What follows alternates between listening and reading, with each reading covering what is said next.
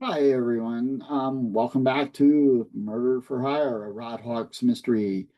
Bringing it to you here on this Thursday afternoon. I know I want to apologize to those of you who are subscribers and were expecting a video a little bit sooner. I'm sorry about that. Just had some things going on here at home and needed to delay making this video. So we left off with Rod. We gave I call it the dust jacket overview. Um,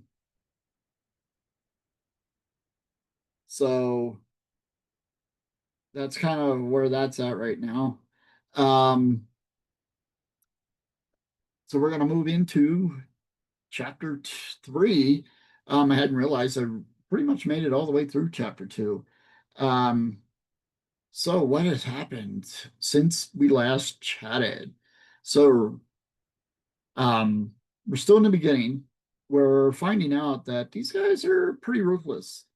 Um, while they were in Phoenix, they committed a pretty nasty robbery. And that robbery had a significant effect on the FBI. Um, while they were members of the FBI in the bank when they attempted to rob it. So then we're going to move forward about 5 years. We're going to find out that this guy really was one of those people a little bit smarter than he ever put on. Kind of that guy in high school who, never studied, but got A's and B's and C's. That guy who he was never really ever considered a bully. He just protected his friends from bullies. And from that, he generated loyalty. He was a loving father to his child. He was a loving father to his wife, to his fiance. They never married because his fiance had to move back to Mexico. So it's kind of like what made him into this brutal killer? Why did he become this man that he is? What's leading him now to robbing trains? Stay tuned for that. We'll get into that a little bit sooner, a little bit later. His daughter, he used some of this bank robbery money to help her out through her life, afford her trips to Mexico to see her mother. Well, and he helped out his parents who worked in the chili fields here in New Mexico. Southern New Mexico is pretty much the chili capital of the world. You'll see that even on my license plate. Um, it will say chili capital of the world. We're known for our red and green chili, which, oh, man, that was the best thing that ever happened to me moving away from the East Coast was my introduction to red and green chili. I prefer green. My family pretty much prefers red. There's also a variety that you can ask for here called Christmas, and it's a mixture of green and red. Um, but anyway, he helps Maria get through nursing school. And then we kind of track to the present day. So our hero, Rod, he's on the train, as we said, heading to Albuquerque. He is trying to rest, but he also has the file with him because he knows that it's been 5 years.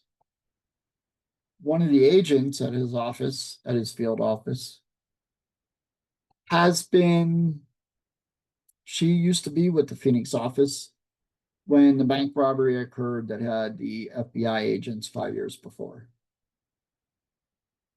So Rod's trying to figure out, should he take her a gift? Should he drop something off to her? She's kind of a fitness nut, so he doesn't do the chocolate thing. Um, so he heads out to the train.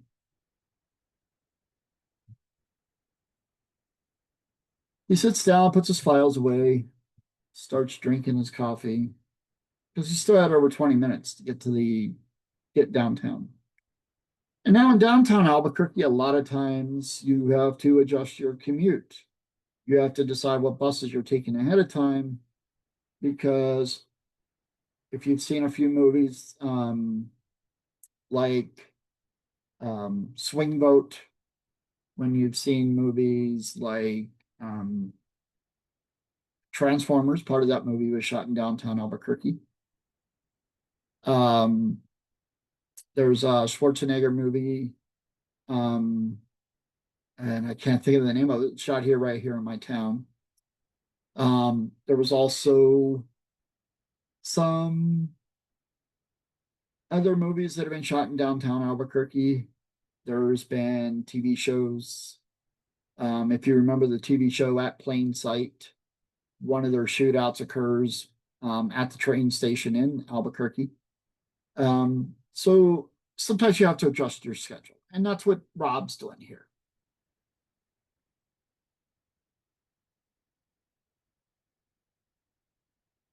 And then the train robbery unfolds.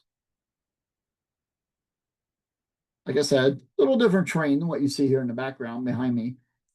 It's much shorter.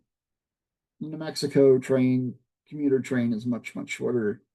Um, but it's something that's affordable. The state funds a big chunk of it. Um, it allows people to travel from where I live all the way up to Santa Fe. So it's kind of interesting.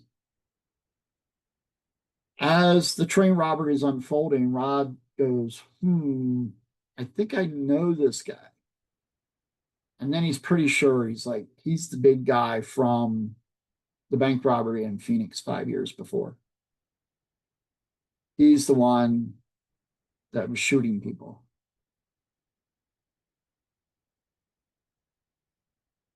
So Rod decides to play hero, of course, because he's an officer. He tries to stop this train robbery. However, not going very well. As we talked about in the dust jacket sort of overview last week, he finds himself wounded by these guys, but they don't want to kill another federal agent. So they just basically kick the crap out of him. I want to say other things, but I want to try to also keep this sort of PG 13. So I'm going to back off that language. He finds out, and then the big guy that he recognizes does confirm that he was the one who killed the agents in Phoenix. As Rod's trying to stall for time, because he figures if the train never gets a chance to report in that they're running late and they're late to the next station, somebody will call for help. So he's trying to buy his time.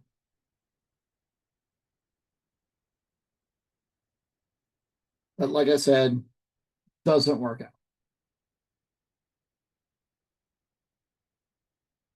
While Rod's trying to hide before he gets the crap kicked out of him, he feels a stinging sensation. And then another one. He's been shot. But it didn't come from the front of the train where the big guy is. So he knows that there must have been more than a couple of guys that he could see.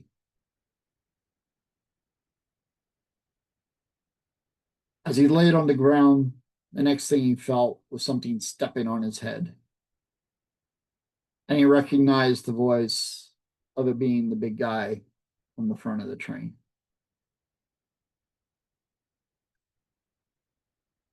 The big guy walks away and tells his guys to dispose of him. His guys are a little hesitant because, hey, this is, another federal agent. But they also don't want to cross their boss because he can be pretty brutal to them.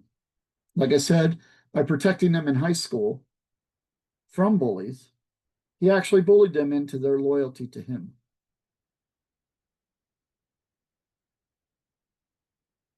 And that sort of gets us through, like I said, this is kind of written in that James Patterson 600 words, 700 words per chapter approach. Gets us up to chapter 6. So I know this video is a little on the short side, but stay tuned because we'll hit chapter 6 as they begin to find out Rod's missing. And that's your teaser for next week. Have a good day, everyone. Thank you for listening.